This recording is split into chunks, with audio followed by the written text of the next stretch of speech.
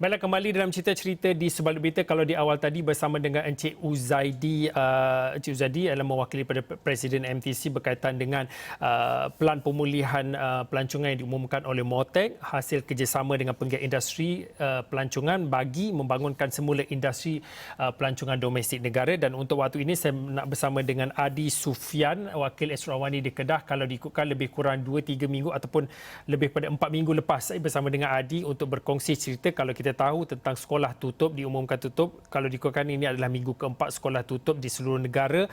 Pada awal minggu yang beberapa minggu lepas, saya dengan Adi juga bercakap dan juga bercerita tentang bagaimana anak-anak ataupun murid-murid yang berada di rumah menghadapi cabaran selain daripada menghadapi cabaran kekangan infrastruktur seperti lain internetnya, kemudahan gadgetnya, tetapi ada satu perkara lagi yang perlu kita lihat lebih kepada emosi dan juga motivasi anak-anak itu untuk bekerja. Saya pasti Adi ada cerita yang ingin dikongsikan. Adi, kalau ikutkan ada satu laporan sebelum ini juga daripada seorang guru di Kedah mengatakan ada laporan yang mana mengatakan murid-murid ataupun pelajar-pelajar ini dah tidak mahu tidak mahu lagi belajar, bukan pergi ke sekolah, tidak mahu lagi meneruskan pembelajaran di rumah kerana motivasi, emosi ataupun mood tu dah tak ada. Mungkin daripada Adi boleh kongsikan, saya pasti Adi ada mendapatkan cerita-cerita daripada khususnya di negeri Kedah berkaitan dengan perkara ini. Mungkin boleh diteruskan dengan perkongsian itu? Okey, Assalamualaikum Fauzi. Ya, Fauzi, kita sebenarnya tentang keperihal yang diperkatakan oleh seorang guru itu ada kemungkinannya, tapi pada hakikatnya kebanyakan pelajar-pelajar yang saya sendiri temui, mereka ini bukannya tidak ada minat ataupun hilang minat untuk bersekolah, belajar, kan. Tapi pada hakikatnya kebanyakan yang saya temui, mereka ini adalah di kalangan anak-anak yang bapa mereka, ibu mereka berniaga, bekerja, menjual sesuatu, dan mereka ini membantu ibu bapa mereka, ya Fauzi. Dan antara yang sempat saya kunjungi itu adik Aisyah Sofia, iaitu pelajar tingkatan 4 di Kubang Pasu, di mana Aisyah Sofia dia mengambil inisiatif di mana membantu bapanya berniaga, iaitu bapanya adalah sebenarnya baru saja diberhentikan kerja pada bulan 4 hari itu selepas pandemik COVID. Dan lantaran itu inisiatif yang ada pada adik Aisyah Sofia ini bersama adiknya, iaitu Haisha Marisa, di mana dia membantu bapa mereka menjual cincin di satu pasar di Pekan Changlun. Ini sebenarnya mengubah persepsi di mana pelajar itu sendiri hilang mood, di mana keyakinan ataupun semangat yang ditunjukkan oleh Aisyah Sofia ini sendiri sebenarnya tinggi, di mana setiap hari dia akan membawa buku bersama, bawa handphone bersama, dan beliau akan mengikuti kelas seperti biasa seawal jam 9 pagi yang ditetapkan oleh guru sekolahnya, guru mata pelajarannya. Dan di situ juga Aisyah Sofia akan bersama adiknya akan mengulang kaji dan mengikuti pembelajaran yang diberikan secara atas talian kepada mereka. Ya, Fadil. Kalau diikutkan dalam visual yang anda saksikan sebentar tadi, kalau difahamkan di Pekan Changlun, ya, Adi, ya? Ya. Okey, mungkin boleh kongsikan sedikit bagaimana anak-anak ataupun adik Sofia, adik Aisyah Sofia dan juga adiknya sendiri meluangkan masa, berapa lama mereka sambil-sambil nak bantu keluarga, sambil-sambil nak bantu bapa meniaga, menjual cincin. Berapa lama waktu tempoh pembelajaran yang diperuntukkan untuk adik-adik ini belajar di situ, di kawasan itu? Ya, Fauzi. Memasuki minggu keempat ketika ini, di mana adik Aisyah Sofia sendiri dan Hasim Marisa sendiri, mereka sebenarnya inisiatif yang menyentuh hati saya, di mana mereka sendiri membuat jadual harian, di mana mereka menetapkan jadual pembelajaran bermula jam 9 pagi sehingga 12 tengah hari. dan bapa mereka berniaga sekitar 9.30 sehingga pukul 12.30 macam tu. Tapi di sini nampak mereka telah mampu untuk mengadaptasi ataupun mengimplementasikan sistem pembelajaran di atas talian, iaitu norma baru COVID-19 ini, di mana mereka mampu untuk mendidik atau mendisiplinkan diri sendiri, mengulang kaji, melakukan kerja rumah yang diberikan oleh guru, dan mereka juga secara tidak langsung dapat membantu ibu bapa mereka. Dan yang paling menarik sekali, Fauzi, di mana kedua-dua mereka ini pakar di dalam IT, dan mereka membantu ayah mereka menjual barangan secara atas talian.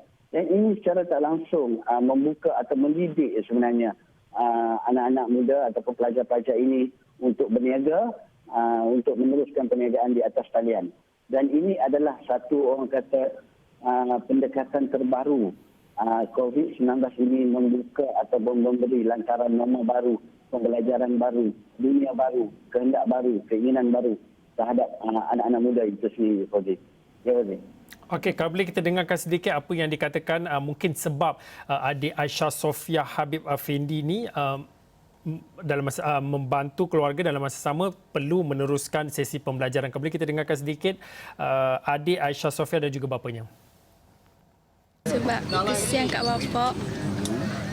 Bapak pun dah kena buang kerja, lepas tu mai sini sebab nak tolong bapak lah. Bapak kadang-kadang nak tolong menjana pendapatan bapak. Kalau tidak, bapak kena ambil orang kerja, nak tolong, nak kena bagi upah lagi nanti. Bagi saya lah, bila kata persekolahan ni ditutup agak panjang juga.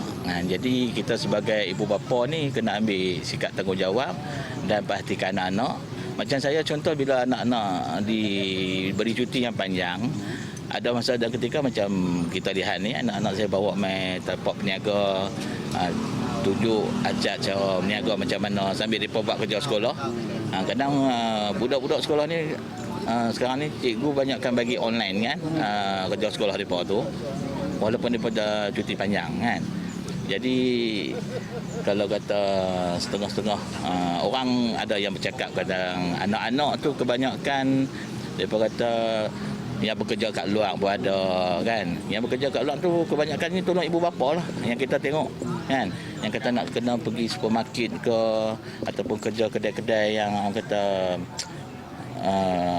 sebenarnya apa supermarket, minimarket. Jadi bagi saya tak berlaku lah yang tu kan.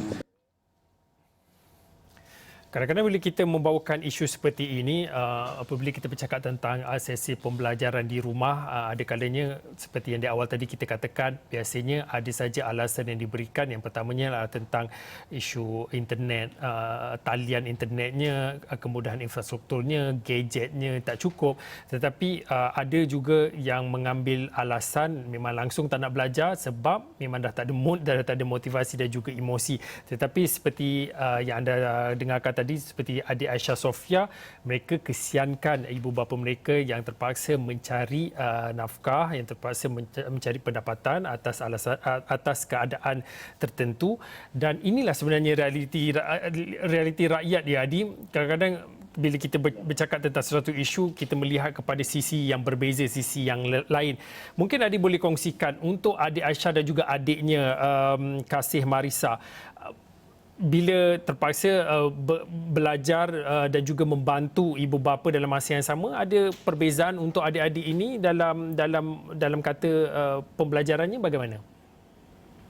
Okey, Fauzi. Sebenarnya kalau kita nak menyentuh tentang keperihal peribadi ataupun semangat mereka kedua-dua pelajar ini sendiri, sebenarnya Fauzi, saya lebih menyentuh apa yang dikatakan perbualan saya dengan Aisyah Sofia, di mana beliau akan menduduki perusahaan SPM pada tahun hadapan, dan ini orang kata satu benda baru baginya, dan dia terpaksa dan akur sebenarnya dengan COVID-19 ini, di mana mengajar beliau untuk lebih berdikari sebenarnya dari segi pembelajaran daripada kita dari segi pembelajaran fizikal sebelum ini, di mana kita berhadapan dengan guru dan kita nampak di mana kedua-dua mereka mampu untuk mengimplementasikan benda ini dan menjadikan ia sebati dalam diri mereka sendiri, di mana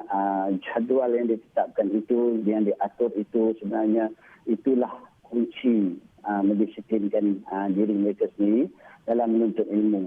Dan cita-cita Aisyah Sofia sendiri untuk mendapat keputusan cemerlang dalam SPM pada tahun hadapan itu adalah semangat yang diterapkan oleh beliau sendiri, di mana ini memberikan lembaran baru bahawasanya pertolongan terhadap bapa itu adalah satu pahala, dan itu adalah jalan untuk beliau mudah untuk mendapat pelajaran. Segalanya baginya adalah satu keikhlasan. Kita tahu bahawasanya sekarang ini cabaran, macam kita katakan ada saya pergi ke satu kampung iaitu di daerah Pendang, iaitu Payam Insun. Di sini masyarakat Siam, di mana Aisyah Sofia sendiri tahu akan cerita ini, saya berkongsi dengan dia, dan dia sendiri pun merasa sedih. Sebenarnya masih ada kawasan-kawasan di Kedah ini yang tidak mempunyai jaringan ataupun rantaian internet yang begitu baik berbanding dengan mereka yang berada di Changlun, di mana jaringan internet itu selalu pantas laju dan di sana saya lihat ada di antara pelajar-pelajar yang terpaksa bangun seawal jam 2:30 pagi, dan mereka ni terpaksa ditemani oleh ibu bapa keluar pada ketika itu dari rumah sejauh 1 hingga 2 kilometer mencari ataupun mendapatkan rantaian internet. Dan di situlah mereka mula melakukan kerja-kerja sekolah, kerja-kerja rumah yang diberikan oleh guru. Dan ini menampakkan sebenarnya kekangan atau permasalahan jaringan internet ini satu permasalahan yang perlu diselesaikan oleh pihak kerajaan, terutama di kawasan-kawasan yang pendalaman, iaitu kawasan-kawasan yang jauh sedikit ke dalam, di mana jaringan internet ini sebenarnya ini adalah satu, bukan saja keperluan, ia adalah satu kehendak pada ketika ini, di mana pelajar-pelajar ini cuba bayangkan darjah 2, darjah 3, darjah 4 ataupun tingkatan 2 atau tingkatan 3 sendiri, mereka terpaksa kayu basikal inisiatif sendiri pergi untuk mendapatkan rantaian internet semata-mata untuk belajar.